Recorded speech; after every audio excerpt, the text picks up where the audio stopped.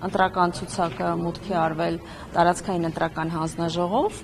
եւ ցուցակում ընդգրկված են քաղաքական թիմի անդամներ, ինչպես նաեւ Գյումրիում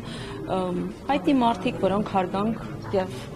ճանաչում են վայելում։ Հեղինակություն վայելող մարդը, բայց կուզիք ի ցուցակում մուտքի արվեցնել։ Ես եւ իմ գործընկերները դրա բառապացույցն ենք։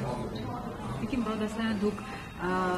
գրառում էի կարել Facebook-ում, ակնարկելով Ադամ Ղուկասյանի ոնց հասկացում, որ բոլորս հիշում ենք, ինչ սպանություններ են եղել եւ այլն, բայց ձեր իշխանության ժամանակին չի հանցագործություն կատարած անձը ազատություն է վայելում, եթե այդքան հանցագործություններ է կատարել։ Իմ գրառման մեջ նշել է, որ գյումրեցիները հիշում են, թե ով որդվին ինչքան ինչ է թալանել, յուրացրել է եւ այդ ամենի մասով կան ապացույցներ եւ կան բազմաթիվ քրեական գործեր։ Այդ մասին ես խոսել եմ, եթե հիշեք, նաև երբ ազգային ժողովի падգամավոր էի, ազգային ժողովի ամբիոնից եմ խոսել, ոչ միայն Վարդան Ղուկասյանի մասով, այլ բոլոր այն պաշտոնյաների մասով, որոնք Գյումրի քաղաքից ինչ-որ ապօրինություններ են իրականացրել, եւ հիմա բոլորի առումով այնինչ հայտարարել եմ ազգային ժողովի ամբիոնից, իդեպ կարող եմ այսօր հրապարակել այդ տեսանյութը, եթե չեմ սխալվում 19 թվին էր։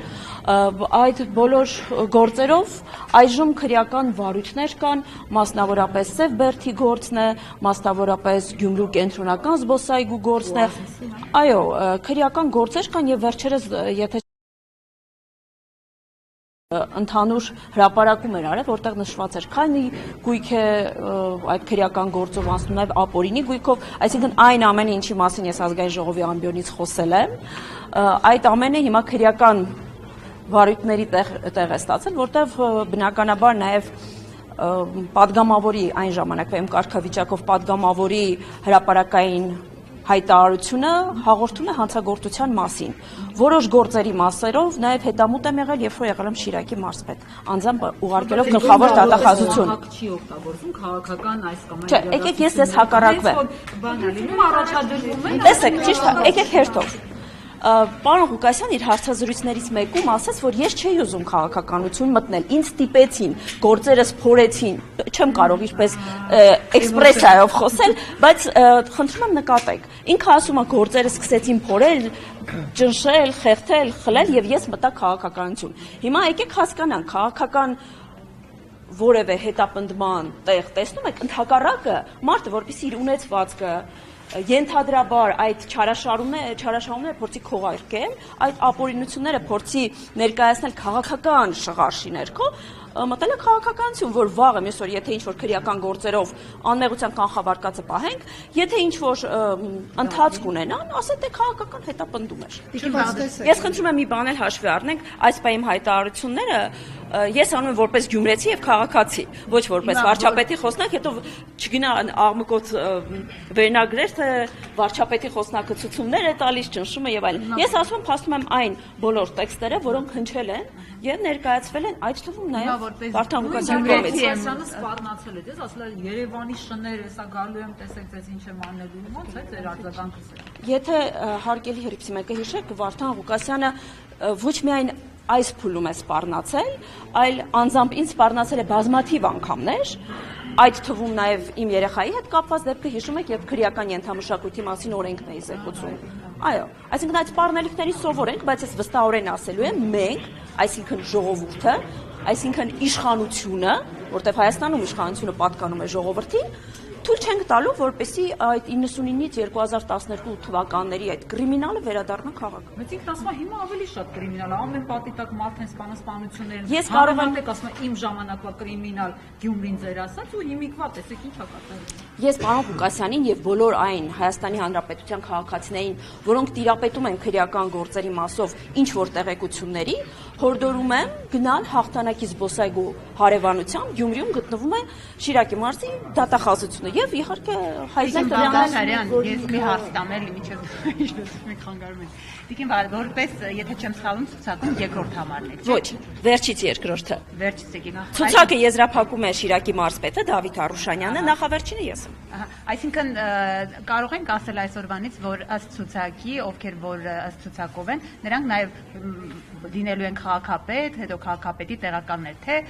ցուցակագրված այդ տեխնացուներից կարող է։ Ես նման տեղեկատվություն խոսակցության չեմ տիրապետում, որովհետև ինչպես գիտեք, ընտրական օրենսգիրքը սահմանում է, որ Ավագանին իր մեջից իր կազմից ընտրում է մեկ թեկնածուի։ Այո, մենք ասում ենք, որ մեր ցուցակը ղեկավարում է, գլխավորում է այս պարագայում Սարիկ Մինասյանը եւ մեր առաջին համար, այո, մեր քաղաքապետի թեկնածուն է։ Մնացածի մասով այս պահին որևէ պարզաբանում չտամ, հավանաբար շտաբի պետը, որը Շիրակի մարզպետը ինքը կպարզաբանի։ Եթե անցնի ամեն դեպքում Սարիկը Մինասյանը։ Եթե չէ, մենք վստահորեն անցնելու ենք։ Դուք խոսնակի ձեր պաշտոնը կթողնեք, կգնաք Գյումրի։ Տեսեք, ես ցուցակում որպեսի մեզ համար կարևոր է մեր քաղաքացիների քվեն։ Եվ մենք չենք ուզում խաբել եւ օրինակ ես դիցուկ ցուցակում ինչպես դուք նշեցիք լինեի երկրորդ համարը, հետո ասեի վերադառնալու եմ խոսնակի պաշտոնին, հա, կամ խոսնակի գործն եմ շարունակելու անել։ Դրա համար ես ցուցակում նախավերջինն եմ 98-րդը։ Եթե հերթը գա ինձ հասնի որպես Ավագանի, իսկ հիշեցնեմ, որ Գյումրու Ավագանու կազմը 33 հոգի է։ Տրամաբանորեն այս փուլում ես չեմ կարող լինել Ավագանի, նշանակում է, որ այս մեր ներկայությունը այս պահին որպես քաղաքական հանձնառություն է։ Ցուցակում է Շիրակի մարզպետը, ես եմ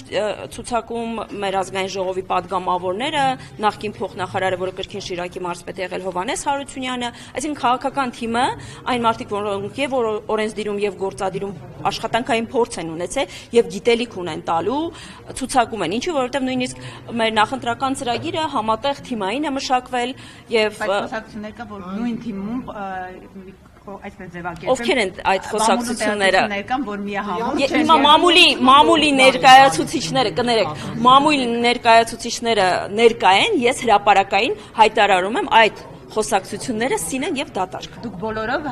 աջակցում եք Մինասյանին։ Այլ պարագա չի կարող լինել, որովհետեւ մենք այս ընտրություններին վերաբերում ենք որպես քաղաքական ընտրություն։ Նարեկին լսենք, հակառակ դեպքում ինձ կեղեքում է։ Լսում եմ հարգելի Նարեկ։ Դուք վստահ որ ձեզ Գյումրեցին ընտրել, որովհետեւ դուք բոլոր ոլորտներում ձախողված եք։ Նկատի ունեմ ձեր քաղաքական ուժը։ Չկա մի ոլորտ, դուք այնքան վստահորեն նայում եք աչքերից։ Ես կարծում եմ, որ վստահությունը այն վերաբերմունքն է, որը Գյումրեցին ունի մեր հանդեպ։ Վստահությունը մենք կտեսնենք մարտի 30-ին, այսինքն ընտրությունների կանխորոշում, ենթադրությունների դաշտ չէ, այլ մենք տեսնում ենք այն վերաբերմունքը, որը քաղաքը ունի մեր նկատմամբ, եւ մենք տեսնում ենք այն հսկայածավ աշխատանքը, որը կատարվել է Գյումրիում։ Հիմա Նարեկ, դու մարդ, ով երկար տարիներ ապրել է Գյումրիից։ Հիմա ես քեզ հարցամ, Գյումրիում փոփոխություն չես նկատում։ Մթնոլորտի փոփոխություն չկա։ Գյումրիում այն ժամանակ էր լավ, թե հիմա Վարդան Ղուկասյանի ղեկավարման օրոք է լավ եղել, թե հիմա երբ որ Սարիկ Մինասյանը պաշտոնակատերն է։ Ցանկացած բնակավայրում ապրելն էլ բոլոր ժամանակներում լավ։ Բայց Գյումրիում երբ է լավ եղել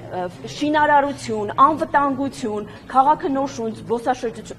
անհերքելի փաստ է։ Վստահ եմ, որ մեր սիրելի լրագրողները մեկ րոպե փողերով արած աշխատանք։ Մենք հակառակը չենք ասում։ Մենք ասում ենք, որ այո, որովհետև իշխանությունները պատկանում ժողովրդին, սիրելի Նարեկ, եւ սիրելի լրագրողներ, ակնհայտ է, որ Գյումրիում բան փոփոխվել է։ Եթե մեկը հակառակը կպնդի, ես հենց այս կիրակի բոլորիդ հրավիրում եմ Գյումրի, եկեք քաղաքով շրջան։ Ես այս կիրակի գնալ եւ պատմական միջուկից դուրս գալ, օրինակ գնալ, վստահ եմ գիտեք ինչ է կատարել, հա 58 գնալ, Մանուշյան գնալ։ 58 թաղամասը կառուցումից ի վեր վերջին օրերի ընթացքում նոր լուսավորվել է։ Պատկերացնում եք, լույս կա երեկոյան ժամերին։ 7 տարի բա ինչու չկար։ Որովհետև 7 տարի մենք այնտեղ իշխանություն չէինք եւ հիմա ուզում ենք միանձնյա իշխանություն ձևավորել, որպեսզի կարողանանք իրականացնել ծրագրերը։ Իսկ սուբսիդիավորման ծրագրով մեծ ծրագրեր են իրականացվել բոլորը։ Օրինակ Կիրակի օրը Տիկին Բաղդասարյան։ Դուք համեցեք եւ որոշեք եւ մենք ձեզ կառաջարկենք լուծումները, այդ թվում մեր նախընտրական ծրագրում ունենք հստակ լուծումներ, թե ինչպես ենք նաև այդ տնակային ավաներ եւ ֆանտաններում եւ ավտոկայանում վստահ եմ տիրապետում եք ինչպիսի լուծումներով ենք մարդկանց բնակարանային հարցը լուծել։ Նույնիսկ գործընկերներին է թույլ տանք հարց տալ։ Ժամանակավոր պաշտոնակատար, ժամանակավոր չէ։ Հա, պաշտոնակատար նշանակեցիք, որ այդ քվեները ստանաք եւ ինչ որ քայլեր անեք, որպեսզի վստահություն ունենաք Գյումրի։ Տեսեք, մենք արել ենք այն, ինչ ենթադրում է օրենքը եւ օրենքով սահմանված է։ Պաշտոնակատարի նշանակումը այս պարագայում վարչապետի կողմից կարող էր արվել առանց որևէ primary-ի, բայց եթե մենք գնում ենք ժողովրդի մոտ եւ փորձում ենք նույնիսկ ժողովրդի ձայնը լսելով այդ որոշումը կայացնել, անգամ դա լավ չի ընդունվում։ Նույնիսկ primary-ին մենք չունենք ինչ որ սահմանափակում։ Տեսեք, Սարիկ Մինասյանը, ով քաղաքացիական պայմանագրի անդամ չէր, եկավ մասնակցեց, միգուցե պարոն Մինասյանի մոտ էլ այդ ժամանակ ինչ որ կասկածներ եղել են, թե կարող է ինչ-որ մի բան այլ ձևով գնա, բայց վառ ապացույց մենք ունենք օրինակ, երբ որ եկել է մասնակցել է primary-ում ստացել է առավելագույն արդյունք, նշանակվել է պաշտոնակատար, ինչու՞մն է խնդիրը։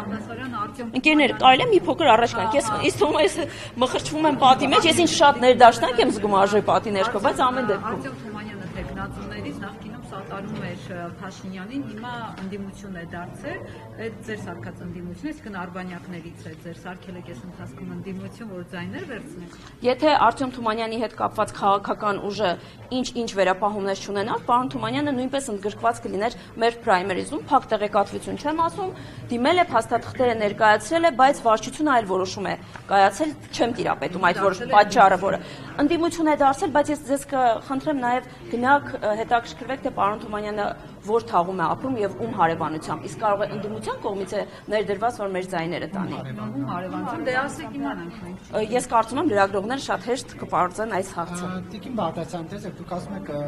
Վարդան Ղուկասյանը ապօրինի